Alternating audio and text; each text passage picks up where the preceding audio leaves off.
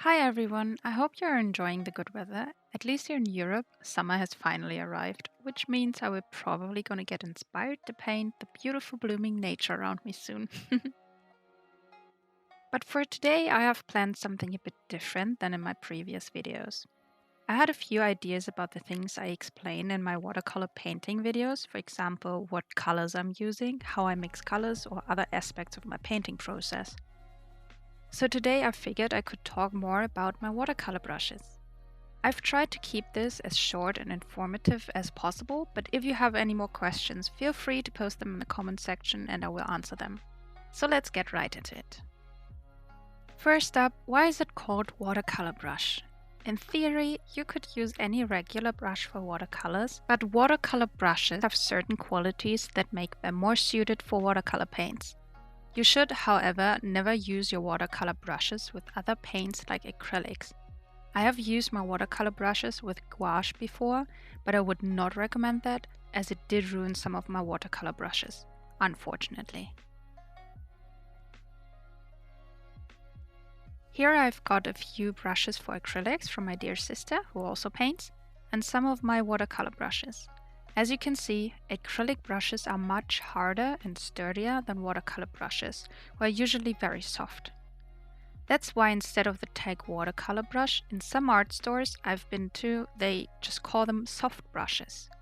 The softness of the watercolor brush depends on the material they're made of, like natural or synthetic hairs. But I do have synthetic brushes that are extremely soft, like the white Casaneos from DaVinci, which I've gotten in my last haul video. Natural hair brushes are rumored to be a better brush type, but I personally like synthetic hairs, and for my purposes they worked fine so far, and the synthetic brush industry is constantly creating more brushes that imitate natural hairs. Secondly, watercolor or soft brushes tend to hold a lot of water, which is exactly what you want for watercolor paints. Because as you know, they're activated and used with water, and depending on how much water you use, you can change the intensity of the watercolor. Also, if the brush can hold water well and long without dripping or releasing the water inconsistently on the paper, means you can paint longer with one color without having to dip back into the paint. Here I've used one of my regular round brushes and I can paint fairly long and consistent with it, without having to go back into my palette. But with this French watercolor brush of roughly the same size, I can paint even longer.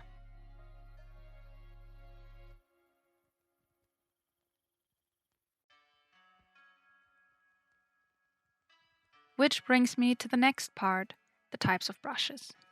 Just like with other paints, watercolor brushes also come in a huge variety. The most commonly used brush is probably the normal round watercolor brush and the French watercolor brush, which I'll count to round brushes for the sake of this video. I've also got a few square brushes and some special ones like these water tank brushes, also called aqua brushes. There are other types of paint brushes like angled brushes, fan brushes, round flat brushes, or even this travel-sized brush I got from Winsor&Newton.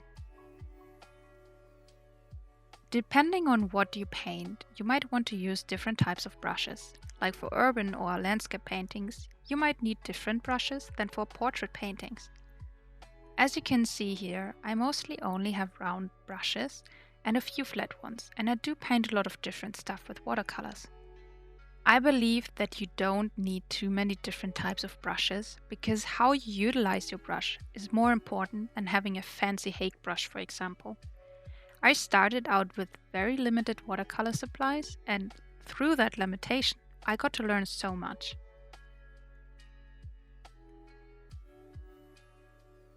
Having a few round and flat brushes in different sizes is perfect for starting out with watercolors.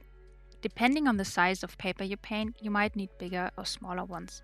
But for me personally, my most used round brushes are these four in the sizes 2, 6, 8 and 12.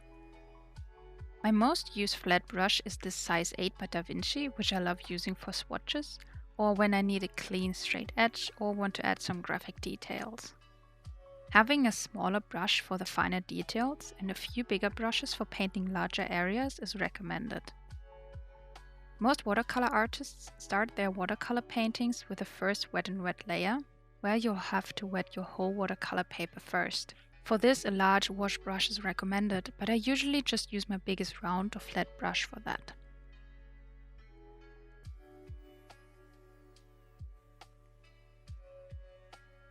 As mentioned in my videos before, I really like these water tank brushes.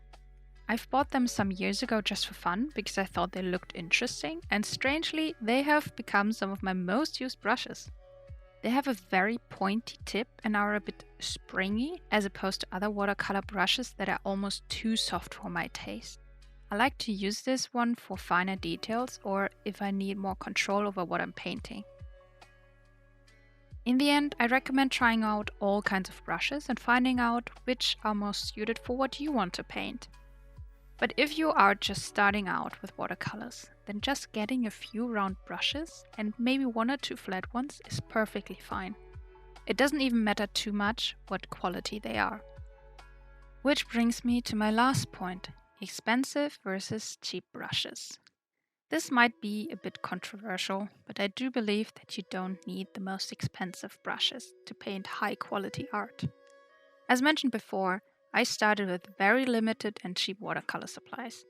I had a student grade 24-pan watercolor palette from Winsor&Newton, some old brushes from school, and I didn't even have real watercolor paper, so I just painted on any sketch paper I had laying around. I know, that sounds horrible, and it was. But I learned so much through that, and focused more on the art itself than on the materials. And maybe my first paintings weren't the best quality, but I learned step by step and focused more on the art itself than the materials. Gradually, I upgraded my art gear, for example getting real watercolor paper or real watercolor brushes. These round brushes I have are the house brand from a local store, so it's not really a big international company like Winsor&Newton, DaVinci, the Silver Brushes Limited Black Velvet series or other renowned brands. They're fairly cheap compared to these brands, but they are one of the best brushes I have. Over the years I've gotten really comfortable with them and I know exactly when and how to use them. The first, more expensive brush I got was this DaVinci Casaneo French watercolor brush in size 2, and since getting that one, I use it all the time. I wouldn't necessarily say that I feel the difference in quality compared to other brushes, because I do have a brush of the same type but from a cheap no-name brand and they feel similar. But I felt a huge difference in the type of brush. French watercolor brushes tend to hold more water than regular round brushes, so I love using this one for larger washes or wet and wetted techniques. So instead of naturally gravitating towards expensive art supplies, I would always recommend starting out with cheap or student grade and trying out different types of brushes until finding those that you like and then upgrading to more expensive or renowned brands from there.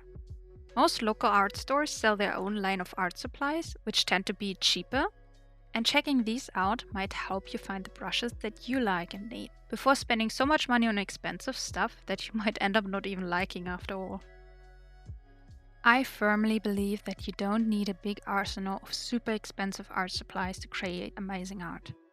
The art itself and not the quality of the materials should be the focus, and improving on your painting skills rather than upgrading to higher quality art supplies should be the goal.